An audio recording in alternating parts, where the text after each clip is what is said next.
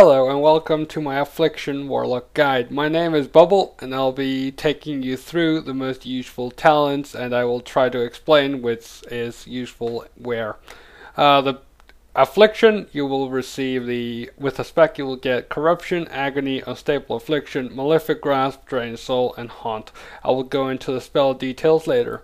In the next 3 or 4 parts we will see.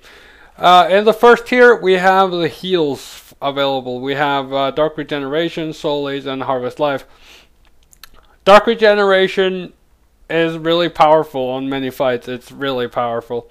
But Soul Leech is also really powerful on a lot of fights. So the use in Dark Regeneration is stacking it with Mortal Coil, because Mortal Coil heals. And I'm sorry, I'm jumping. I'm so excited to see you guys.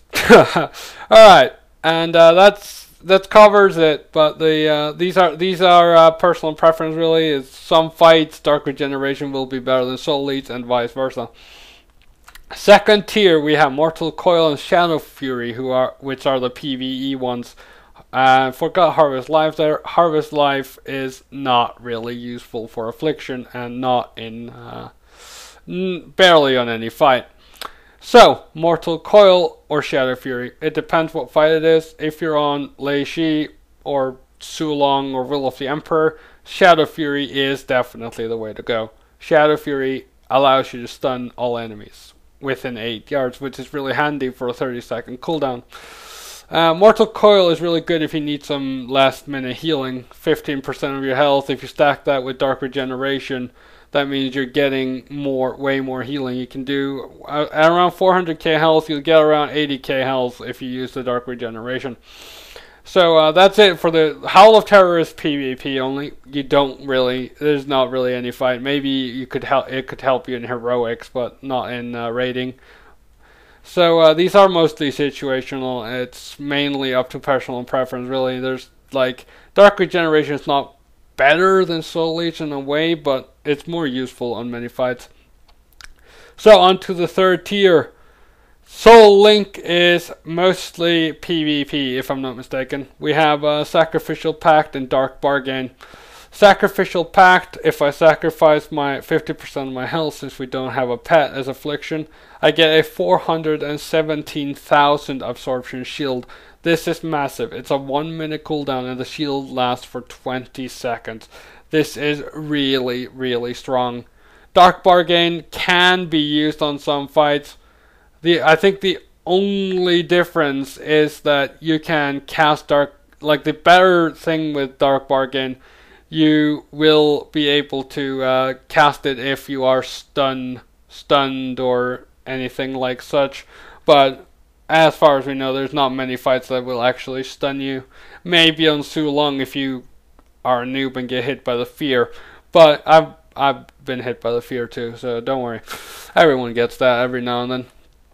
So onto the fourth tier. This is really good. This Blood Fear is useless. Unbound Will is pretty useless in PvE. Burning Rush is really good. It increases your movement speed by 50 per second. But remember, if you're going to use this ability on some fight, let's say if you're on the first boss in Heart of Fear, when he does attenuation, if you're running around in circles dodging the attenuation, you can actually cast while moving if you have Burning Rush, and you will be getting the same normal movement speed. You will still be going at 20% faster than the normal running speed.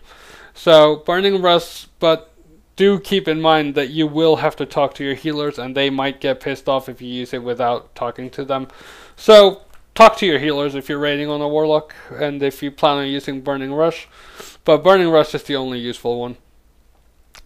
The fifth tier has Grimoire of Supremacy, Grimoire of Service, and Grimoire of Sacrifice. For Affliction, Grimoire of Sacrifice is the only viable option. It just does that much DPS increase that the other two cannot keep up with it. In the last tier, Archimonde's Vengeance. I find Archimonde's Vengeance really useless. I honestly do. But Kil'jaeden's Cunning is... I use Kil'jaeden's Cunning, my apologies, on every fight. I don't even use the ability, I just have the passive, which slows you down for 30% while you're moving. Manual's Fury is handy on one fight so far. At least on normal mode raids, Manual's Fury is only helpful on one fight so far. And that's too long in Terrors of the Endless. What the hell? I meant the Elegon. My apologies, guys. I've been trying to do this 3 times now. I keep messing something up, but I will continue. On to the glyphs. Well, I'm back now, and we will be covering the glyphs. I usually don't use Glyph of Soul Swap. It just, man, it's, if you know, like, I'm not going to teach you what each glyph does. I expect you to be able to read if you are speccing your Warlock. I'm just going to say what is the most useful. I would actually not use Glyph of Soulstone. That's actually kind of stupid. Actually, it's not stupid, but I would have Soulstone here. I meant Hellstone earlier, my bad. So, Glyph of Soul Shards, this is the only required. This one is the big DPS booster. You have 4 Soul Shards if you see them here. These are used for 2 abilities, one being Soulburn and the other being Haunt. I would recommend using Glyph of Soulstone because, especially as a raider, it would be kind of a pain in the ass if you rest someone. They have 50% health, and then the boss does a AoE ability and they are just dead, and the healers can't do anything about it. So the 100% health is definitely required or recommended, to say the least. Glyph of Siphon Life makes Corruption heal you. Corruption does a lot of damage, especially if you happen to have the 2 set bonus, which I do. Increase the damage by Corruption by 10%. So you're receiving some healing. It does a lot of healing in fights. It really does. But the available talents that you would swap out in maybe situational fights would maybe be Soul Swap or Glyph of Hellstone. But there's not many fights I would actually use Glyph of Hellstone. I would maybe do it on some sort of heroic progression, but not in normal progression for sure. So that will cover it for this part of this video, guys, and part 2 should be coming out shortly. Just stay tuned. And thanks for watching. If you have any questions, feel free to send me a message on YouTube and or comment below. I will do my very best to answer. Thank you.